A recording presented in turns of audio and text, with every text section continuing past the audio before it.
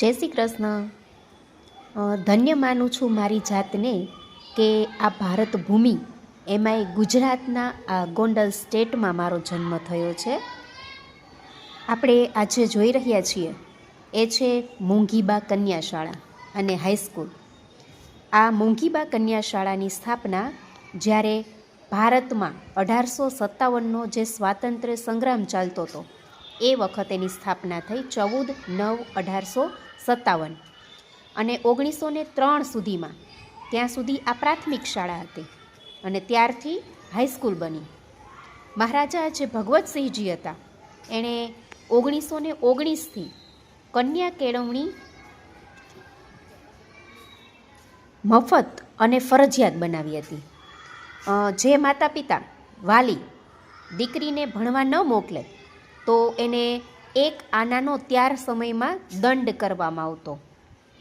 અને ગોંડલ રાજ્યના આ મફત અને ફરજિયાત શિક્ષણની ટાઈમ્સ ઓફ ઇન્ડિયાએ પણ નોંધ લીધી હતી એ સમયે. અને એમાં એણે લખ્યું હતું કે વડોદરા અને મૈસૂર જેવા જે રાજ્યો છે એના કરતાં પણ ગોંડલ રાજ્યે હિંમતભર્યું આ પગલું ભર્યું છે, કામ કર્યું છે. આ બિલ્ડિંગનું બાંધકામ ભૂખરા અને કાળા પથ્થરથી કરાયેલું છે કે જેમાં ક્યારેય રંગ કરવાની જરૂર ન પડે. અને એની કલાત્મક સીડી જુઓ, કેટલી સરસ સીડી છે કે જે લાકડાની બનેલી છે. આ બિલ્ડિંગમાં સ્લેબ ભરેલ નથી પણ લાકડાના પીઢિયા અને પાપડાથી આ છત બનાવવામાં આવી છે. બાંધકામમાં એ વખત ચૂનાનો ઉપયોગ થતો.